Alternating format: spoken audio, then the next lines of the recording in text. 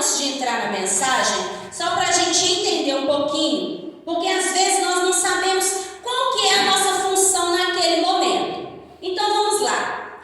Todo mundo aqui é filho, certo? Independente se você foi criado pelo pai, pela mãe, ou se foi criado sem pai, sem mãe, pela avó, independente, você nasceu de algum lugar. Aqui não tem mais Adão e Eva, amém? Não tem, nem extraterrestre. Todos aqui são filhos. Todos têm na sua identidade o nome do pai e da mãe.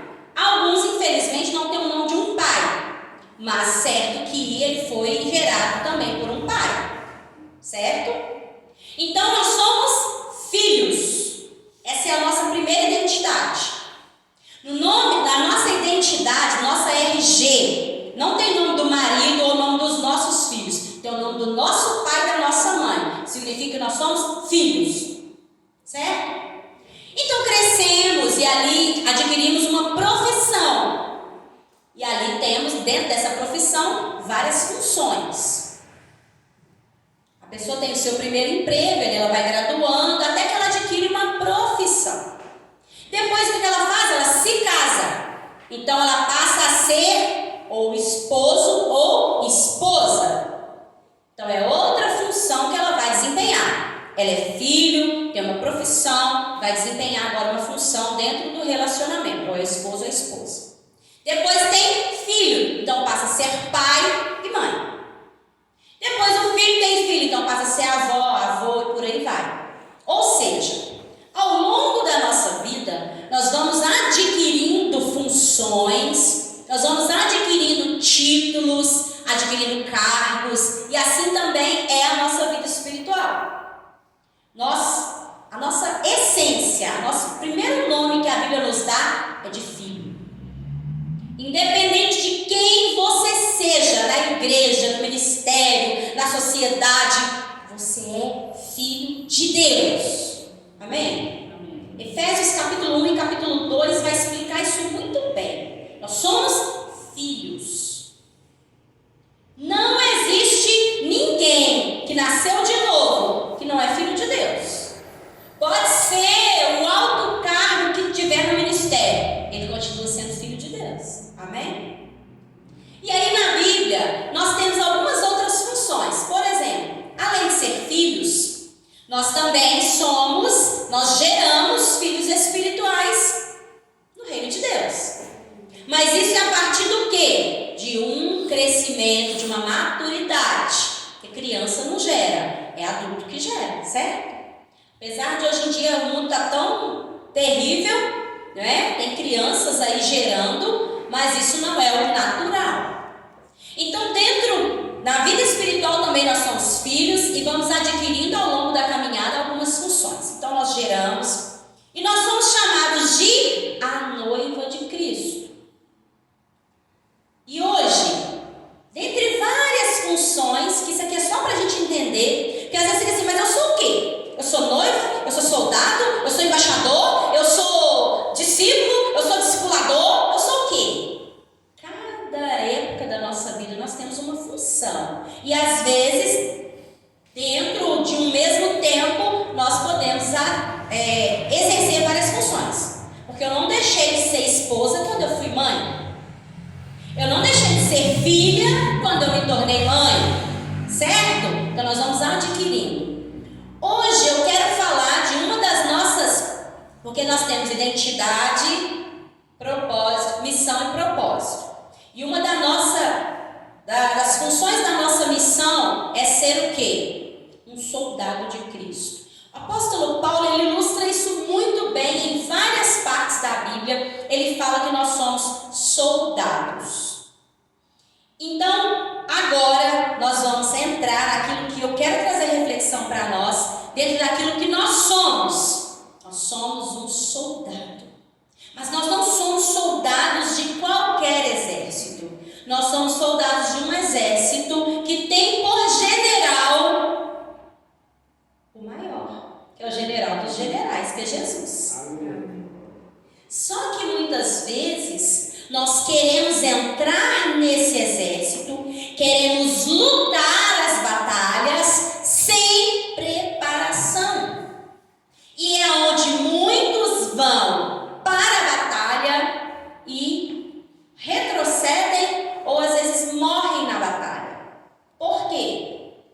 muitas vezes não estão preparados.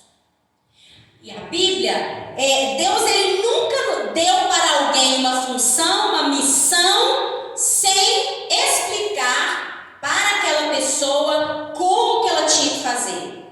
A gente vê isso desde o início da Bíblia. Quando o Senhor mandou que Noé construísse uma arca, algo que ele nunca tinha visto, Deus deu todos os detalhes. Quando o Senhor mandou Moisés construir um tabernáculo, Deus deu todos os detalhes. E por aí vai. Então, nunca o Senhor vai nos dar algo para fazer sem nos explicar como Ele quer que faça. Então, na batalha espiritual, existe uma preparação. Você acredita que existe mundo espiritual? Mas nós precisamos acreditar que Ele está agindo paralelo ao mundo natural. Nós não vamos, irmãos, muitas pessoas, elas mistificam as coisas. Tudo que acontece é culpa do diabo. Tudo que acontece é culpa da força da natureza. É força de não sei o quê. Não, irmãos. A palavra de Deus, ela é muito clara. Existe a batalha espiritual. Sim, ela está acontecendo nesse momento. Anjos e demônios estão lutando, estão em guerra. O diabo ele está lançando dardos contra mentes, ele está oprimindo pessoas, ele está oprimindo, se apossando de pessoas, ele está nesse momento morando dentro de muitas pessoas, porque existem pessoas opressas e existem pessoas possessas. A Bíblia também é clara nisso. Então há uma batalha acontecendo nesse momento.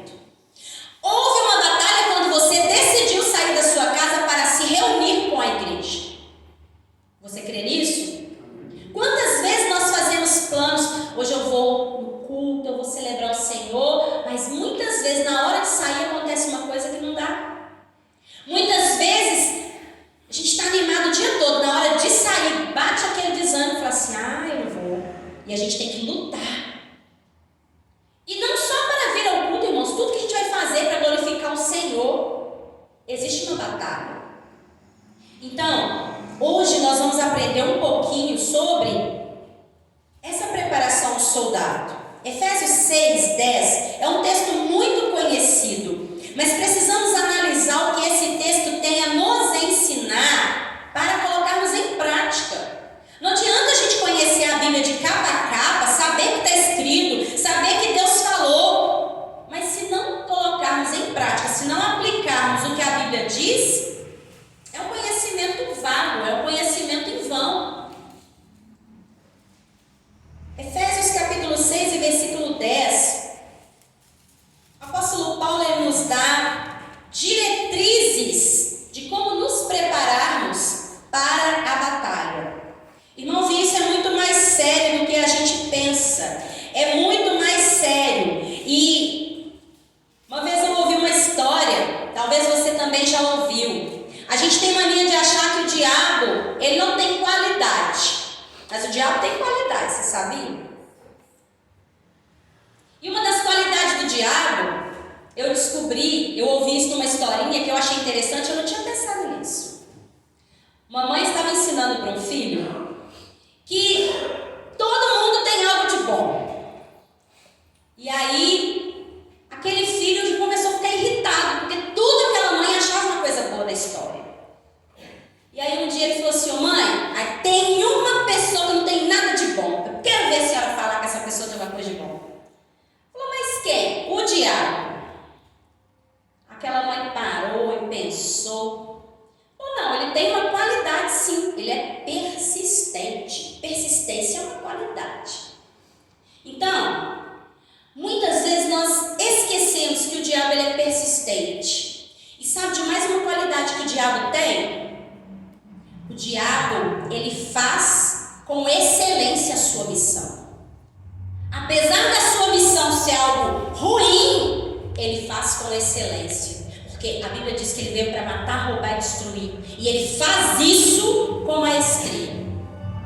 E o que nós, como embaixadores do reino, como soldados que estamos guerreando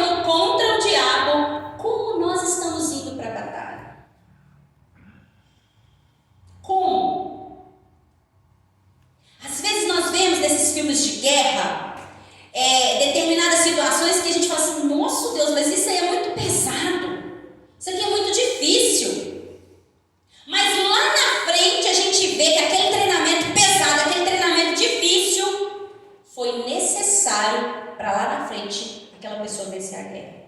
Quem aqui já assistiu o filme Até o Último Homem? Esse filme ele é maravilhoso e ele conta uma história real. Até o Último Homem. Depois, se você não assistiu, assista, porque ele é excelente. E muitas vezes nós achamos assim que não é necessário aquilo tudo, mas na vida espiritual, tudo que o Senhor nos manda fazer é necessário. Eu tenho uma frase comigo que depois que eu aprendi essa frase, as coisas ficam mais leves quando eu lembro dela. Tudo que Deus faz é bom. Tudo que Ele permite é necessário. Tudo que Deus faz é bom. Tudo que Ele permite é necessário. Ele sabe que lá na frente você vai precisar disso que você está passando agora. Então, olha o que a palavra de Deus diz em Efésios capítulo 6 e versículo 10. Nós vamos ler até o 18. Diz assim: no demais, irmãos meus, fortalecei-vos no Senhor e na força do seu poder, revestidos de toda a armadura de Deus, para que possais estar firmes contra as astutas ciladas do diabo. Porque não temos que lutar contra carne e sangue, mas sim contra os principados, contra as potestades, contra os príncipes das trevas deste século, contra as hostes espirituais da maldade nos lugares celestiais. Portanto, tomai toda a armadura de Deus, para que possais resistir no dia mau, e havendo feito tudo, ficar firmes. Estai, pois, firmes, tendo cingido os vossos lombos com a verdade, vestida a couraça da justiça, calçado os pés na preparação do evangelho da paz, tomando sobretudo o escudo da fé, com o qual podereis apagar todos os dardos inflamados do maligno. Tomai também o capacete da salvação e a espada do Espírito, que é a palavra de Deus, orando em todo tempo, com toda oração e súplica no Espírito, e vigiando nisso com toda perseverança e súplica por todos os santos. Amém. Irmãos, nós precisamos ler a palavra prestando atenção em cada vírgula que é colocada no texto. Muitas vezes nós ilustramos essa armadura de Deus como algo muito alegórico. E na verdade isso aqui não tem nada de alegórico nesta palavra. O que é uma alegoria? É algo que a gente compara com algo que talvez não existe, ou é só uma historinha para enfeitar. Isso aqui não. Isso aqui é ensinamento. É claro que o apóstolo Paulo, quando ele vai falar de uma armadura, ele se baseia na armadura de um soldado romano, que era a armadura no qual ele conhecia no seu tempo. Hoje em dia, se você olha um soldado do exército brasileiro, a gente não vê aqui muitas dessas peças do jeito que está aqui e do jeito que a gente imagina quando o apóstolo Paulo escreveu. Eles ainda continuam usando, acredito que a maioria, né? Eles usam o coturno, né? A bota, usam o capacete, alguns em determinadas missões, eles vão usar o colete à prova de bala.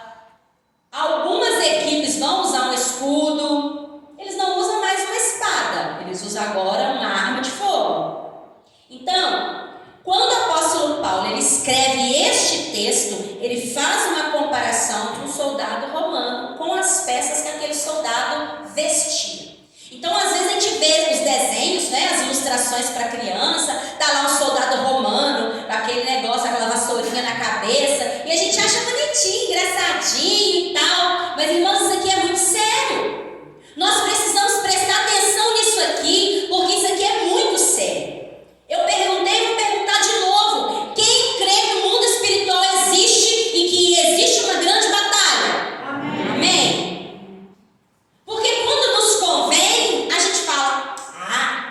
espiritual, está pesada a batalha. Mas nós temos que preparar.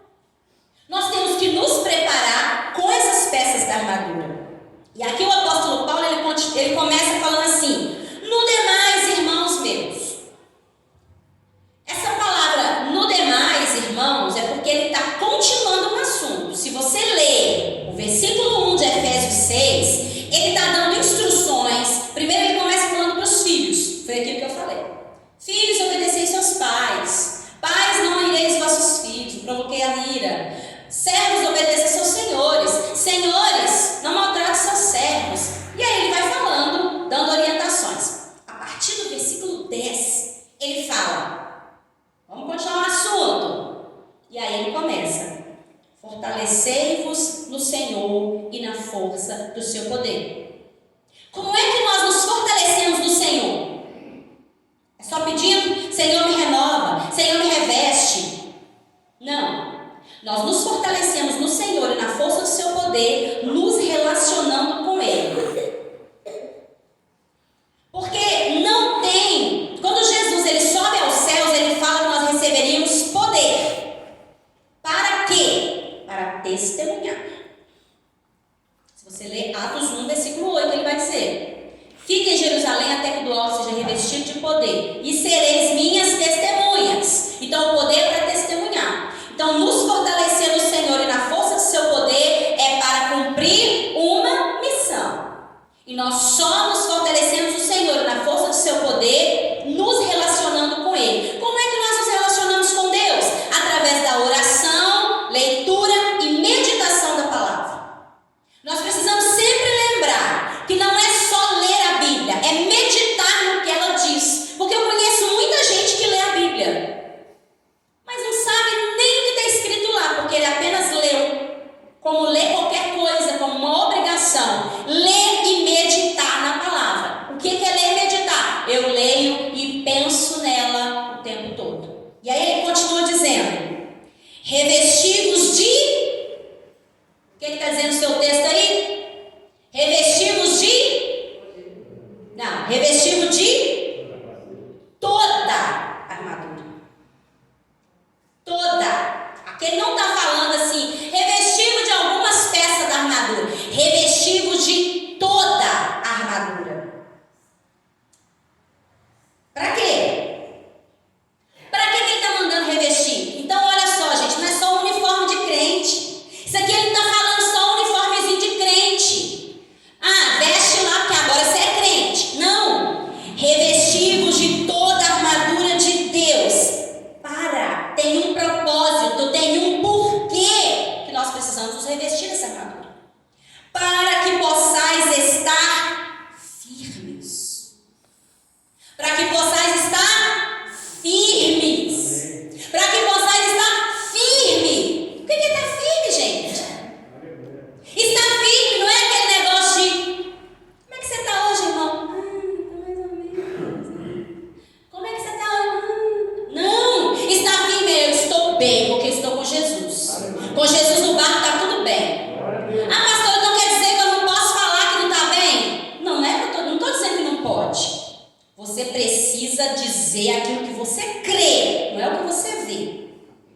Porque o próprio apóstolo Paulo também fala de comunicar a nossa necessidade com os santos. Mas tem gente que acha que tem que comunicar 24 horas. Gente, comunicar a nossa necessidade com os santos está passando uma necessidade, está passando uma situação difícil, liga lá para alguém da sua confiança. Quer ser seu pastor, seu amigo, sua amiga, alguém. Fulano, me ajuda em oração. Estou precisando disso e disso, está acontecendo isso e isso. Amém. O Instagram, o Facebook, o status do WhatsApp, não precisa saber. Suas vizinhas, o pessoal na fila da escola, não precisa saber. Porque a pessoa, não, que manda comunicar a necessidade com os santos. Aí comunica com o santo e com o resto do mundo. Não, comunicar a sua necessidade com os santos é você comunicar com a pessoa certa. Comunicou? Vai tudo bem. Tá bem? Tá tudo bem. Tô firme porque Jesus está no barco comigo. Então, revestido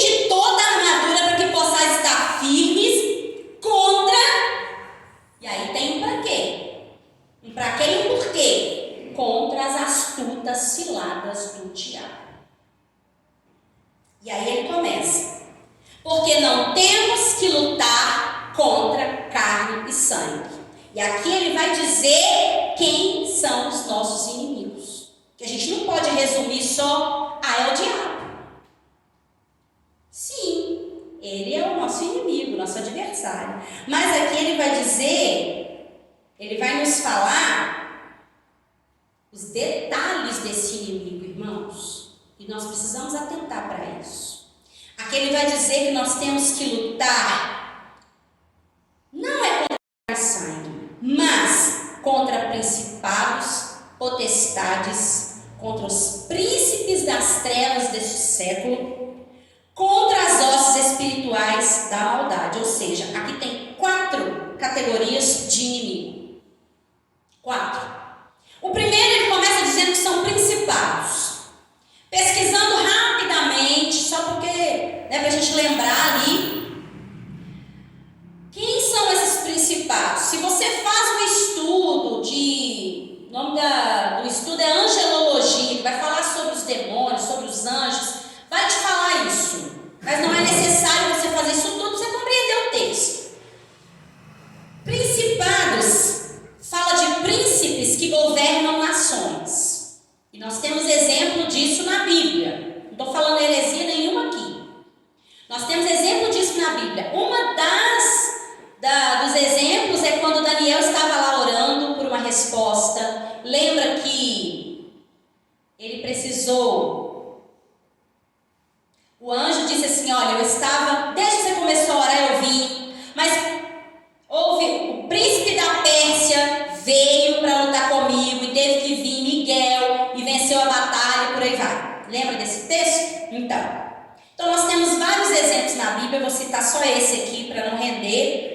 Então, principados, que aqui o apóstolo Paulo está dizendo, é príncipes que governam nações. E do mesmo jeito que tem um demônio, irmãos, tem anjos também. Porque o diabo, ele não criou nada, ele só copia. Existe a hierarquia dos anjos do céu. O diabo também copiou a hierarquia lá com seus demônios. Mas quem vai vencer é quem tiver mais fortalecido. Então, como é que nós vencemos esses príncipes que governam as nações? Através da oração. É oração. Por isso que é tão importante nós orarmos pela nossa nação. Nós orarmos pelas nações. Por isso que é tão importante. E aí ele diz mais uma categoria de inimigo que nós temos que enfrentar, que são as potestades.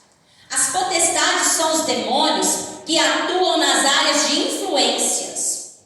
Que áreas são essas? A política, a mídia. Essas áreas é onde esses demônios atuam. Por isso que nós precisamos orar. Orar em favor dos governantes, orar em favor das autoridades do nosso país e sermos pessoas que vão influenciar outras para a glória de Deus. Amém? A outra categoria de inimigos são os príncipes das trevas. Esses príncipes das trevas são demônios que atuam nas regiões de cidades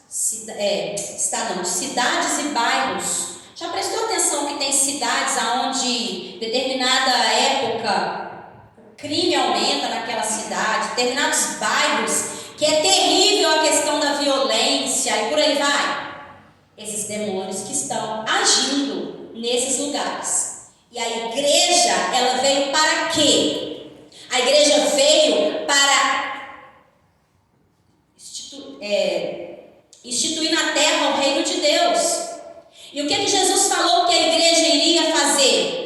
As portas do inferno não vão prevalecer contra a igreja. Então, quando uma igreja ela está num bairro, numa cidade, atuando e fazendo aquilo que Jesus mandou fazer, os demônios têm que bater em retirada. Por isso que precisamos estar preparados, revestidos de toda a armadura para guerrear contra esses demônios. Porque o inimigo, ele sabe aonde é que ele vai instalar o seu exército. Você acha que o diabo ele não fica sondando Onde é que tem igrejas fracas, igrejas que não fazem nada, igrejas que não oram, igrejas que não jejuam, igrejas que não evangelizam, igrejas que estão ali só por estar. Vocês acham que o diabo ele não sonda? É claro que sim. Vocês acham que nós não estamos cobertos de nuvem de testemunhas? Hebreus disse que nós estamos rodeados por uma nuvem de testemunhas. E essas testemunhas que estão nos rodeando, não é só pessoas não. Os demônios, eles também, o diabo, irmãos, ele é estrategista, ele é inteligente. E ele sabe aonde é que ele vai ali, dominar. Então não adianta entrar dentro do ônibus e começar: nossa, você viu? Fulano está na igreja, fulano desviou. Não, você viu? O fulano era um pai de família, agora está lá no meio da turminha usando droga. Nossa, o fulano bateu na mulher. Nossa, não adianta. Porque quem tem que guerrear contra esses demônios é a igreja. É a igreja que tem que estabelecer o reino de Deus na terra e dizer: aqui não, diabo, aqui tem soldado preparado, revestido de toda a armadura para guerrear. Então esse bairro de Jesus. Irmãos, nós precisamos lembrar das coisas que o Senhor nos diz. Nós precisamos lembrar daquilo que a palavra de Deus está dizendo. Não sei se vocês lembram, alguns anos atrás, a escola do nosso bairro era considerada a pior escola do município. Irmãos, a nossa escola estava perdendo para escolas de comunidades carentes aqui, que a gente sabe que o índice de violência é alto. O que nós começamos a fazer? Nós começamos a orar, estabelecer que nós não aceitávamos aquilo, começamos a orar. Eu trabalhei na escola no ano de 2018 e aquela escola, ela estava sendo considerada uma das melhores aqui do município. Em questão de ensino, em questão de organização, em questão de gestão. Gente, eu via, porque eu trabalhava na biblioteca. Os professores brigavam para trabalhar na escola do nosso bairro. Quando falava assim, olha, que tinha professores contratados e os concursados, os efetivados, melhor dizendo.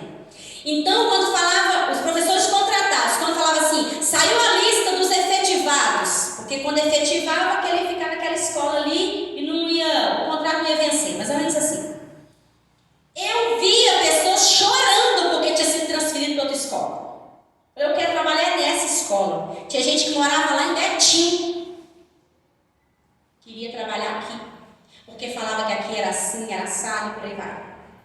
Então pensa, uma escola que foi considerada uma das piores, passar a ser uma das melhores e ter disputa para trabalhar nela. Hoje eu não sei como é que está lá, viu, irmãos? Eu trabalhei lá em 2018, então eu posso falar do que aconteceu em 2018. A minha filha estuda lá, não tenho o que reclamar. Então, nós precisamos entender, irmãos, que a gente pensa assim, é só uma oração. Só uma turma de gente que vai na escola orar. Infelizmente, hoje em dia, irmãos, devido a tanta mimizência aí, não sei como é que diz, não está podendo ir dentro da escola orar, porque o Estado é laico e lá. Mas eu posso dobrar o joelho lá dentro da minha casa, que lá ninguém quem manda lá sou eu e meu marido. E lá eu posso orar e falar: Senhor, abençoa a escola que meu filho estuda. Senhor, abençoa a escola do bairro. Senhor, eu posso orar, eu posso levantar a mão lá na minha casa. Então, nós como igreja podemos estabelecer o reino de Deus. Se o seu filho chega na sua casa contando algo que aconteceu na escola, não é você ir para o grupo do WhatsApp reclamar, é você orar, porque nós temos o poder de Deus. Então o apóstolo Paulo ele diz aqui, olha, que a nossa luta também é contra hostes espirituais da maldade. O que são essas hostes espirituais da maldade? São demônios familiares que trazem vício, que trazem violência, morte, enfermidades, brigas. Então está vendo que existe uma categoria de inimigos que nós temos que lutar contra eles? Não é só Jesus repreende o demônio, amém? É você levantar e começar a dizer: demônio do vício, você vai sair em nome de Jesus, porque eu estou aqui guerreando contra você. Irmãos, eu não vou nem perguntar, porque talvez pode constranger alguém. Mas tem crente que tem medo do diabo.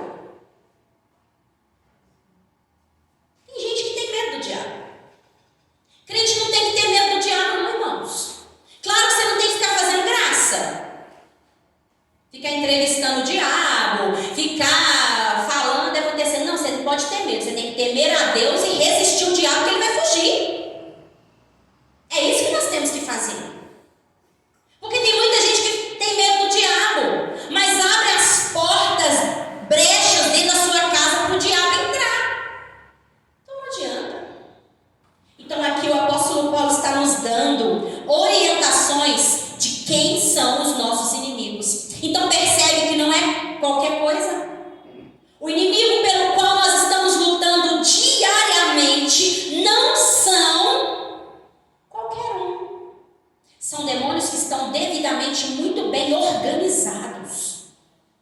E por isso que nós precisamos também nos preparar para combater esses inimigos. E aí o apóstolo Paulo, depois que ele fala quem é o nosso inimigo, ele vai dizer o seguinte, olha só. Lá no versículo 13 ele fala assim, portanto. Quando nós lemos essa palavra portanto, é uma conjunção dentro do português que ele vai trazer o quê? Uma conclusão de um raciocínio, ele vai expressar, ele vai expor o motivo pelo qual ele está falando aquilo. Então ele fala, portanto, depois que ele fala assim, olha, você já conheceu todos os inimigos? Você entendeu como que eles são? Você entendeu quem são eles? Então deixa eu te explicar agora como é que você vai fazer. E aí ele começa. Ô glória! Tomai, aqui ele repete, toda a armadura de Deus. Versículo 13. Para que possais resistir no dia mau. Tomai toda a armadura, para que possais resistir no dia mau. E havendo feito tudo, o que ele repete aí? Havendo feito tudo, fica firme. Havendo feito tudo o que, gente? Revestindo a armadura. Fica firme. Fica firme. E aí ele vai dizendo, estai, pois, firmes. Só no texto que nós lemos ele já falou 3 vezes para ficar firme. Ou seja, um soldado, ele não pode ser aquele soldado que, não sei se eu vou, não sei se eu quero, eu não sei. Não, você tem que ter certeza para onde você vai. Você tem que ter certeza para onde você entrou. Você tem que ter certeza onde você quer chegar. Você tem que ter certeza de que o general que está à frente do exército que você entrou é capaz de te condicionar até, de conduzir até a vitória. Porque se você ficar vacilando, eu não sei se eu quero, não sei se eu vou, não sei se eu fico, vai dar ruim. Você tem que entender que se você se alistou no exército, é para guerrear. E não vai para a batalha faltando peça na armadura, não. Também não vai dar certo, não. Por isso que ele fala 2 vezes, se reviste de toda a armadura. Toda. Toda. Não sei se vocês vão lembrar aqui, aquele filme que fez muito sucesso. O filme não é tão bom, né, gente? Mas algumas coisas lá dá pra gente pensar. Tropa de Elite. Lembra lá de um dos policiais que entrou lá pro BOPE? Ele entrou só pra não morrer, na onde que ele estava. Teve uma hora lá que ele dormiu demais e não conseguiu calçar a bota direito. Foram entrar na água. O que aconteceu? Como ele não amarrou a bota direito, parece que a bota... Não sei se já tinha entrado na água. Só sei, gente, que ele não seguiu a orientação do comandante lá. Não estou lembrando direito, não. E os pés dele feriu. E ele não conseguiu fazer o que tinha que fazer. Ele não seguiu a orientação. Isso nos leva a lembrar o quê? Não adianta eu ir para a batalha faltando capacete, porque eu posso, só minha cabeça pode ser acertada. Não adianta eu ir para a batalha faltando espada, porque vai dar ruim, eu não vou conseguir atacar. Não adianta eu ir para a batalha faltando escudo, faltando peças dessa armadura, porque eu não vou conseguir terminar a batalha. E aí ele diz, estais, pois, firmes, tendo o quê? Cingido os vossos lombos com a verdade. Cingir os lombos com a verdade. Quando o escreveu, ele estava também influenciado pela filosofia grega. E naquela época cria-se, desde aquela época até hoje também se crê, a gente acha que não, mas crê. Cria-se que as emoções estavam onde? Nessa região da cintura, na região abdominal. Era alojada as nossas emoções. Então aqui ele fala de sigilos longos com a verdade. Até hoje, a gente também acredita um pouco nisso. Você quer ver? Quando a gente está meio que com medo, a gente fala que dá um frio aonde? Na barriga. Nossa, me deu um frio na barriga. Uai, mas espera aí. Medo, ansiedade é emoção, não é? Quando a pessoa está apaixonada, eles não falam que a pessoa está com borboletas no estômago. O que estômago tem a ver com paixão? Não é assim que fala? Não é? Você está com borboletas no estômago. Um dia eu fiquei pensando nisso e falei assim, que coisa nojenta, borboleta no estômago. É? Por quê? É aquela coisa assim, meio fantasiosa, não é? Então, quando a gente, mesmo na nossa cultura ocidental, a gente tem um pouco disso. Então, buscando na medicina, eu coloquei lá o que é região lombar no corpo humano. E o que alguns sites me deram é que a região lombar, ela é o quê? A coluna cervical junto com... São os ossos da coluna cervical junto com os ossos da cintura que se ligam nas pernas. Essa é a região lombar. Então a gente fala que está com dor nos lombos. É onde? Nas costas. E são esses ossos que sustentam o corpo para a maioria dos movimentos.